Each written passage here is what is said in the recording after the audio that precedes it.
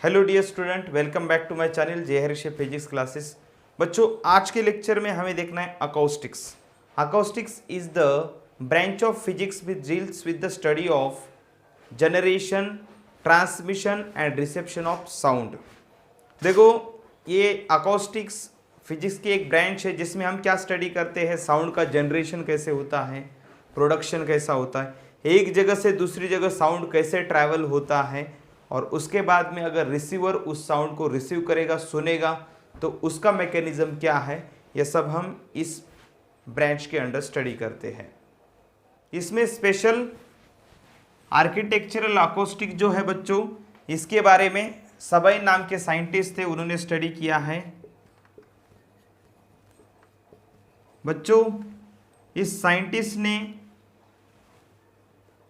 जो भी ऑडिटोरियम होते हैं, ऑडिटोरियम फॉर सिनेमाज और म्यूज़िकल प्रोग्राम के लिए, या कोई कॉन्फ्रेंस हॉल होगा तो उसे अगर डिज़ाइन करना है तो किस तरह से डिज़ाइन करना चाहिए, उसका कंस्ट्रक्शन कैसा करना चाहिए, उसके बारे में इस साइंटिस्ट ने बताया है, सबई नाम के साइंटिस्ट ने।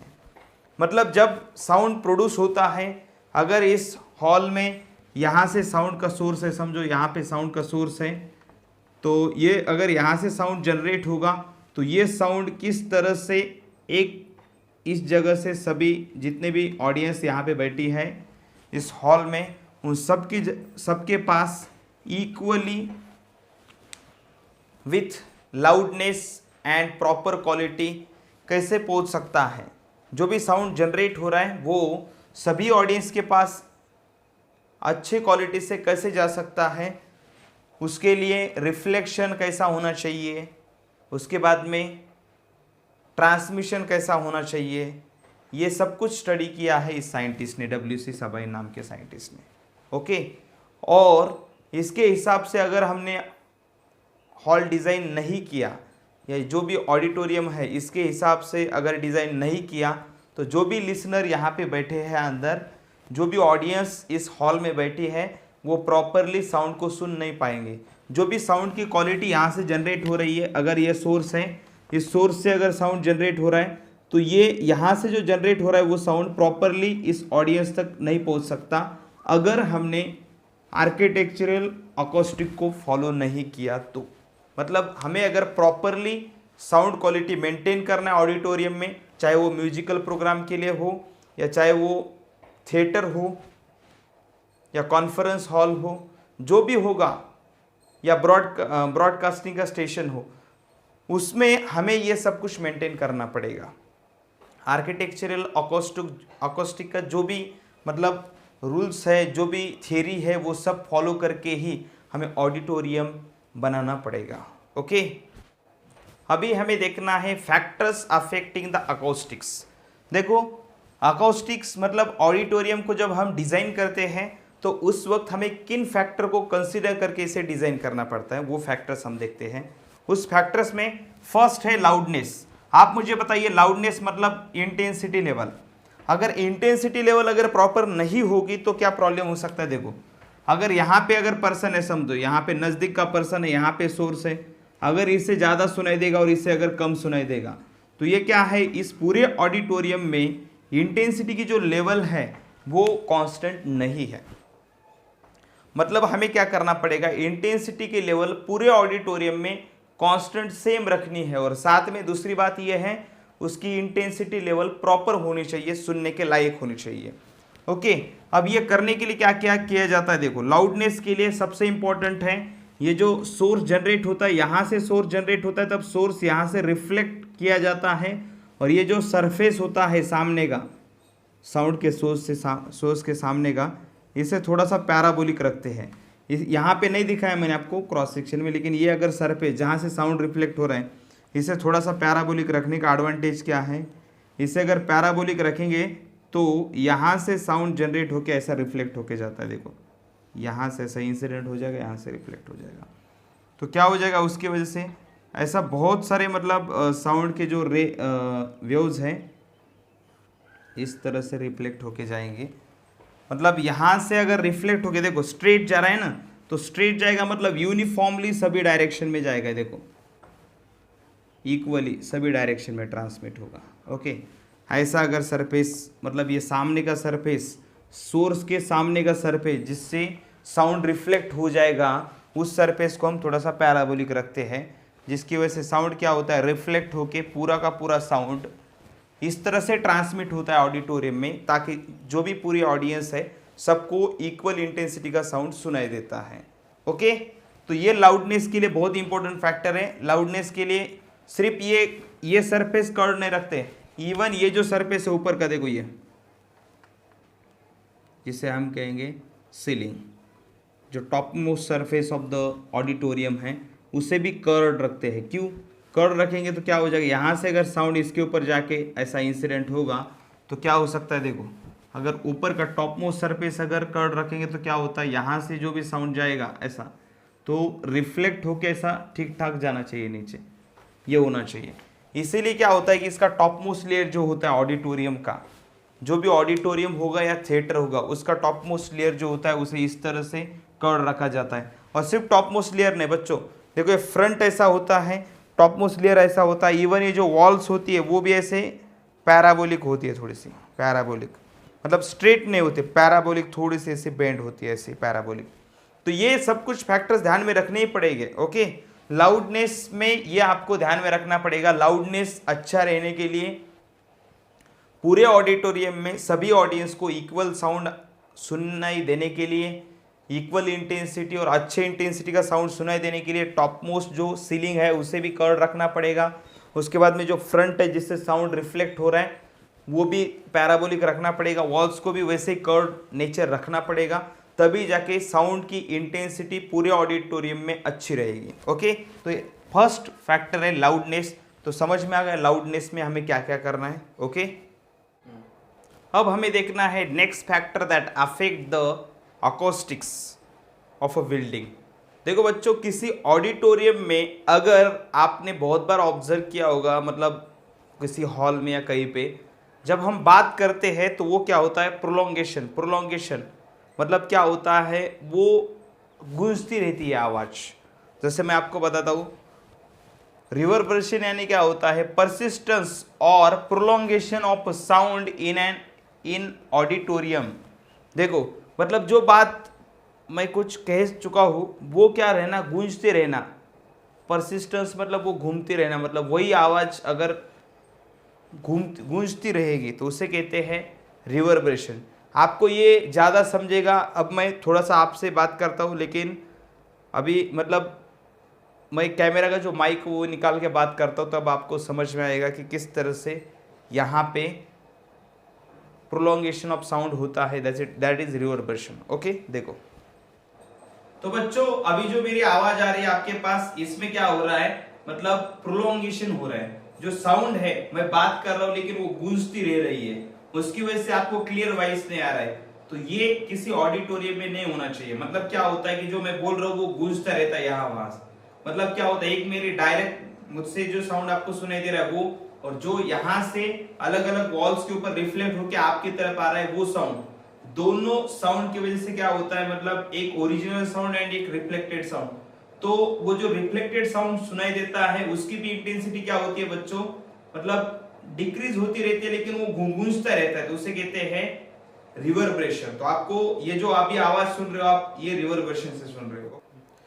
ये जो रिवर्बरेशन है जरूरी नहीं कि ये बिल्कुल होना ही नहीं चाहिए बच्चों। अगर ये रिवर्बरेशन नहीं होगा, प्रोलॉन्गेशन ऑफ साउंड नहीं होगा, तो बहुत बार क्या होता है, जैसे आप देखते हो कभी कोई एक्टर डायलॉग मार रहे हैं, अगर वो गूंजेगा नहीं तो उसकी मज़ा नहीं आएगा उस डायलॉग के ऊपर आपको सुनने के लिए। मतलब और कोई म्यूजिकल प्रोग्राम भी है तो उसमें भी थोड़ा सा गूंजना चाहिए, प्रोलॉन्गेशन ऑफ द साउंड होना चाहिए। जब वो सिंगर गाएगा साथ में थोड़ा सा प्रोलॉन्गेशन का इफेक्ट होना चाहिए। अगर प्रोलॉन्गेशन ऑडिटोरियम में जीरो होगा तो उस ऑडिटोरियम को, उस रूम को कहते हैं डेड रूम। ओके, तो प्रोलॉन्गेशन होना चाहिए। कोई अगर म्यूजिकल ऑडिटोरियम है तो म्यूजिक के लिए ये जो प्रोलॉन्गेशन ऑफ साउंड है, इसकी जो रेंज दी है वो 1 to 2 सेकंड तक होना चाहिए प्रोलॉन्गेशन। मतलब साउंड जो गूंजता है वो 1 या 2 सेकंड तक गूंजना चाहिए म्यूज़िक के लिए, और इफ़ेक्टिव सुनने के लिए अच्छा होता है, ये रेंज होती है। और दूसरा होता है स्पीच। स्पीच का अगर ऑडिटोरियम होगा, स्पीच के लिए अगर उसका जो भी है समझो रिवर्बरेशन टाइम, मतलब उसका गूंजने का जो टाइम होता है वो होता है 0.5 to 1 सेकंड। कुछ लोग कहेंगे सर ये रिवर्बरेशन टाइम क्या है? मैंने म्यूजिक के लिए रिवर्बरेशन टाइम 1 to 2 सेकंड दिया है एंड स्पीच के लिए 0.5 to 1 सेकंड दिया है। तो ये रिवर्बरेशन टाइम होता क्या है? देखो रिवर्बरेशन टाइम मतलब क्या होता है, जो डायरेक्ट साउंड है। देखो रिवर्बरेशन कैसे होता है, अगर ये समझो कोई ऑडिटोरियम है और यहाँ पे कोई पर्सन अगर स्पीच दे रहा है या गाना गा रहा है, यहाँ से उसका साउंड ऐसा रिफ्लेक्ट होता रहता है। ओके, अब क्या होता है, ये जो कोई भी अगर पर्सन सुन रहा है वो पर्सन सुन रहा है तो क्या होता है, वो जो साउंड होता है वो रिफ्लेक्ट होके अलग अलग वॉल्स के ऊपर या अलग अलग प्लेटफॉर्म के ऊपर रिफ्लेक्ट होके इस पर्सन को सुनाई दे रहा है, जो पर्सन इसको सुन रहा है। एक है सोर्स, एक पर्सन गा रहा है और दूसरा सुन रहा है। ये अलग अलग जगह पे रिफ्लेक्ट होके आता है इस पर्सन को सुनने के लिए। तो क्या होता है कि साउंड गूंजता रहता है, लेकिन जो लास्ट जब गूंजता रहता है साउंड तो क्या होता है, इनिशियली डायरेक्ट साउंड जो होता है उसकी इंटेंसिटी हाई होती है, धीरे धीरे वो रिफ्लेक्ट होगा तो क्या होता है, इसकी इंटेंसिटी कम होती जाती है। देखो जो डायरेक्ट उस पर ये पर्सन अगर बात कर रहा है, स्पीच दे रहा है, तो उसका जो डायरेक्ट साउंड है उसकी इंटेंसिटी हाई होती है। देखो ये इंटेंसिटी है, समझो मैंने इंटेंसिटी टाइम ग्राफ निकाला है, जो साउंड प्रोड्यूस हो रहा है इस पर्सन से उसका इंटेंसिटी टाइम ग्राफ निकाल है एक ही सेंटेंस के लिए। अगर उसने कहा, कोई कुछ भी कहा होगा, हेलो डियर स्टूडेंट, अगर ऐसा कहा है समझो, तो उसका अगर साउंड जो भी है, फर्स्ट हेलो वर्ड है उसका, हेलो वर्ड, तो हेलो वर्ड डायरेक्ट जो हेलो वर्ड था उसकी ये इंटेंसिटी थी। उसके बाद में क्या होगा, हेलो वर्ड इधर उधर सभी डायरेक्शन में क्या हो गया, अलग अलग प्लेटफॉर्म के ऊपर, अलग अलग वॉल्स के ऊपर रिफ्लेक्ट होगी, इस पर्सन को सुनाई दिया। फर्स्ट टाइम हेलो सुनाई दिया डायरेक्ट, वो उसकी इंटेंसिटी ये थी। बाद में हेलो सुनाई देता है उसका रिवर्बरेशन की वजह से, जो गूंजता है हेलो साउंड, उसकी ये इंटेंसिटी होगी। ऐसे इंटेंसिटी डिक्रीज होती है, तो लास्ट मिनिमम इंटेंसिटी जो सुनाई देती है ये, एंड जो फर्स्ट डायरेक्ट इंटेंसिटी जो थी, जो डायरेक्ट साउंड था उस पर्सन का, और लास्ट जो रिवर्बरेशन से साउंड आता है, लास्ट मिनिमम इंटेंसिटी वाला जो साउंड सुनाई देता है, इन दोनों के बीच में का जो टाइम होता है उसे कहते हैं reverberation time. Direct sound and reflected sound of minimum intensity, इन दोनों के बीच में का जो टाइम होता है उसे कहते हैं रिवर्बरेशन टाइम। और ये कैसा होना चाहिए, म्यूजिक के लिए 1 to 2 सेकंड तक होना चाहिए, एंड स्पीच के लिए होना चाहिए 0.5 to 1 सेकंड। ओके, दूसरी बात ये है बच्चों, मैंने जैसे कहा है आपको ये होना चाहिए, अब इसे कंट्रोल करना है। अगर ये जो टाइम है, रिवर्बरेशन टाइम है, इसको कंट्रोल करना है, तो इसे कंट्रोल करने के लिए क्या क्या चीज़ें ऑडिटोरियम में करते हैं। जैसे आप अगर किसी मूवी थिएटर में गए होगे तो आपने देखा होगा कारपेट लगाई हुई रहती है नीचे, तो क्या होता है, वो कारपेट फ्लोर के ऊपर कारपेट लगाने से क्या होता है, जो रिवर्बरेशन प्रोड्यूस होता है उसे कम करने के लिए उसे यूज़ करते हैं। दूसरी बात, जो भी मतलब ऑडिटोरियम के जो वॉल्स होते हैं उसके ऊपर भी अलग अलग मटेरियल की कोटिंग की जाती है। कारपेट जैसा मटेरियल होता है उसकी कोटिंग करते हैं, होल्स करते हैं। बहुत सारे ऑडिटोरियम में क्या करते हैं, छोटे छोटे होल्स होते हैं वहाँ पे वॉल्स के ऊपर, अलग अलग कोटिंग वॉल्स के ऊपर लगाते हैं। ज़्यादा से ज़्यादा विंडो होती है वहाँ पे, विंडो होती है। अभी जो आप ऑडिटोरियम देखेंगे थिएटर में वहाँ पे विंडो कम होती है, लेकिन जनरली अगर रिवर्बरेशन टाइम को कंट्रोल करना है तो विंडो कम ज़्यादा की जा सकती है। दूसरी बात, वॉल्स के ऊपर कोटिंग कारपेट लगाई जाती है। ओके, तो ये सब रिवर्बरेशन टाइम कंट्रोल करने के लिए किया जाता है। ओके, तो ये होता है reverberation and how to control reverberation time by using carpet. Auditorium को डिज़ाइन करते वक्त जो हम अलग अलग फैक्टर को कंसिडर करना चाहिए, उसमें फर्स्ट फैक्टर हमने देखा लाउडनेस, उसके बाद में देखा रिवर्बरेशन, और अब हम देख रहे हैं इको। इको जो होता है बच्चों, आपको पता है, आप कभी अगर घूमने के लिए गए होगे और आप अगर कहीं पे खड़े हो और जैसे आप किसी एक माउंटेन पे खड़े हो ऐसे, और सामने दूसरा एक माउंटेन है समझो, यहाँ पे आप खड़े हो ऐसे कुछ, और यहाँ से आप अगर आपने कुछ साउंड दिया, मतलब कुछ बोला, तो किसी को आवाज़ दी, समझो आपने कहा मीना, ओके, तो आपको वही साउंड रिपीटेडली सुनाई देता है, मीना मीना मीना। मतलब वो जो होता है रिपीटेशन ड्यू टू रिफ्लेक्शन, मतलब यहाँ से ये साउंड वेव जनरेट हुई है और यहाँ से जाके वो बार बार आपको सुनाई दे रही है, that is echo, echo formation. Okay, तो ये जो इको होता है, अगर किसी ऑडिटोरियम में अगर ऐसा इको होगा, तो जो स्पीकर बात कर रहा है और इको दोनों मिक्स हो जाएगा तो पूरा मतलब कुछ समझेगा ही नहीं। जो भी ऑडियंस उस ऑडिटोरियम में बैठी है, चाहे वो मतलब सिंगिंग के लिए सिंगिंग का प्रोग्राम हो या स्पीच हो कोई, तो वहाँ पे अगर पहला वाला साउंड जो है, देखो रिपीटेशन क्यों होता है, एक डायरेक्ट साउंड जो होता है वो और रिफ्लेक्टेड साउंड क्या होता है, सेपरेटली सुनाई देता है। और इको फॉर्म होने के लिए जो डायरेक्ट साउंड है और रिफ्लेक्टेड साउंड है, अगर समझो ये ऑडिटोरियम है, ओके, इसमें अगर एक पर्सन बैठा है यहाँ पे जो सुन रहा है और एक समझो स्पीच दे रहा है, ओके, अब क्या होता है बच्चों, अगर इसको डायरेक्ट साउंड सुनाई दिया और उसके बाद में यहाँ से साउंड ऐसा रिफ्लेक्ट हो गया, यहाँ से जाके रिफ्लेक्ट होके वापस आ गया, और डायरेक्ट साउंड देखो ये है डायरेक्ट साउंड एंड ये है रिफ्लेक्टेड साउंड, समझो ये direct sound and reflected sound, इन दोनों के बीच में का डिफरेंस, टाइम डिफरेंस अगर 1/10 सेकंड होगा, मतलब 0.1 सेकंड, तो जो साउंड सुनाई दे रहा है वो उसमें इको फॉर्मेशन होता है। एक डायरेक्ट साउंड एंड एक होता है रिफ्लेक्टेड साउंड, ओके, तो उसमें क्या होता है इको फॉर्मेशन। इको मतलब क्या होता है, repetition of the sound, okay, और इको अगर इसमें क्रिएट होगा तो नॉइज क्रिएट होता है इस ऑडिटोरियम में, इसलिए इको अवॉइड करना चाहिए। और इको को अवॉइड करने के लिए क्या करते हैं, इको अवॉइड करने के लिए वापस वही करना है जो रिवर्बरेशन के लिए जो चीज़ें हमने यूज़ किए, जैसे हम क्या करते हैं, मतलब वॉल के ऊपर कोटिंग लगाते हैं ऑडिटोरियम में, ग्राउंड जो फ्लोर है उसके ऊपर क्या कारपेट लगा देते हैं, ज़्यादा से ज़्यादा विंडो होनी चाहिए, ओके, और जो सरफेस है उसे रब भी करते हैं, जो भी मतलब वॉल का सरफेस है जहाँ से साउंड रिफ्लेक्ट होता है उसे रब करते हैं, जिसकी वजह से क्या होता है इको फॉर्मेशन अवॉइड होता है, और ये ज़रूरी है, ओके। अभी जो नेक्स्ट फैक्टर हमें ध्यान में रखना है ऑडिटोरियम के कंस्ट्रक्शन में, वो है इंटरफेरेंस।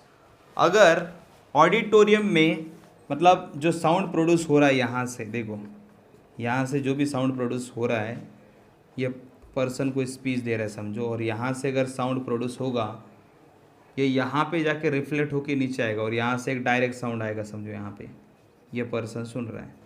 अब इस पर्सन को एक डायरेक्ट साउंड है और एक है रिफ्लेक्टेड साउंड, अगर दोनों में सुपर पोजिशन हो जाएगा तो इंटरफेरेंस हो जाएगा। और अगर ये इंटरफेरेंस मतलब होगा तो किसी पॉइंट पे इंटरफेरेंस की वजह से आपको पता है इंटेंसिटी मैक्सिमम हो जाती है और किसी पॉइंट पे मिनिमम हो जाती है। मतलब अगर यहाँ पे मैक्सिमम इंटेंसिटी होगी, यहाँ पे मिनिमम है, मतलब कुछ पर्सन्स को इस ऑडिटोरियम में बैठे हुए कुछ पर्सन को कम सुनाई देगा या कुछ सुनाई नहीं देगा, कुछ पर्सन को ज़्यादा सुनाई देगा। किसी एक सीट पे अगर वहाँ पे बहुत सारी चेयर्स रखी है लोगों को बैठने के लिए, तो किसी एक चेयर पे अगर जोर से सुनाई देगा और किसी एक चेयर पे अगर कम सुनाई देगा, तो ये बहुत बड़ा ड्रॉबैक होगा उस ऑडिटोरियम का। इसीलिए इस इंटरफेरेंस को अवॉइड करना बहुत ज़रूरी है।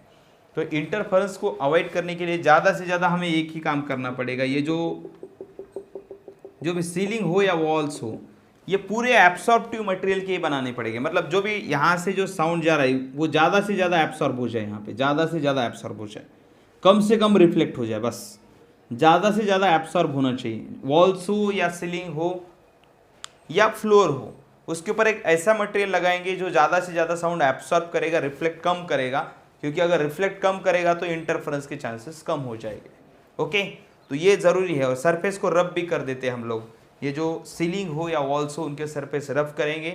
देखो ये सीलिंग को मतलब कोटिंग करने की वजह से, सीलिंग को या वॉल्स को कोटिंग करने की वजह से रिवर्बरेशन टाइम को भी कंट्रोल कर सकते हैं, इको को भी अवॉइड कर सकते हैं और इंटरफेरेंस को भी अवॉइड कर सकते हैं, ओके। अब और एक चीज़ हमें ध्यान में रखना पड़ेगा, अगर हम ऑडिटोरियम को कंस्ट्रक्ट करते हैं तो और एक पैरामीटर जो है वो है रेजोनेंस इफेक्ट।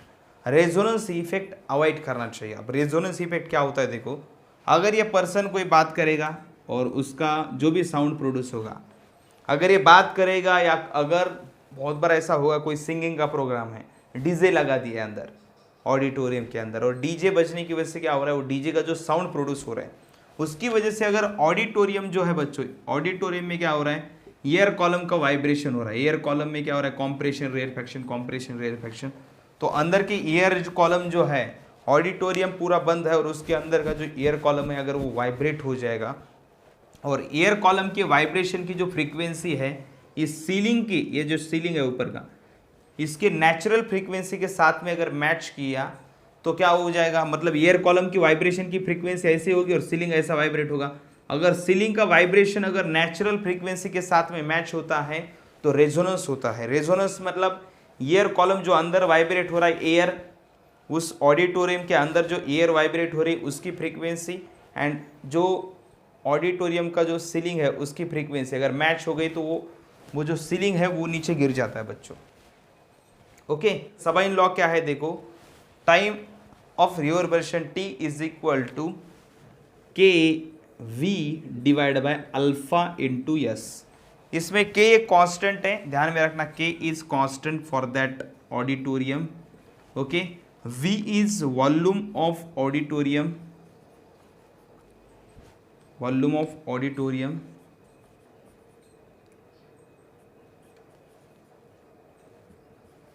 ओके, उसके बाद में अल्फा कांस्टेंट है, ध्यान में रखना, alpha is constant. Okay, absorptive constant है बच्चों, कोएफिशिएंट ऑफ एब्सॉर्प्शन भी उसे कह सकते हैं, एब्सॉर्प्टिव कांस्टेंट है। ओके, और दूसरा यस है surface area of that auditorium. Okay, alpha क्या है, एब्सॉर्प्टिव कांस्टेंट है, के कांस्टेंट उस रूम के लिए, उस ऑडिटोरियम के लिए होता है, V volume and yes surface area. T is time of reverberation.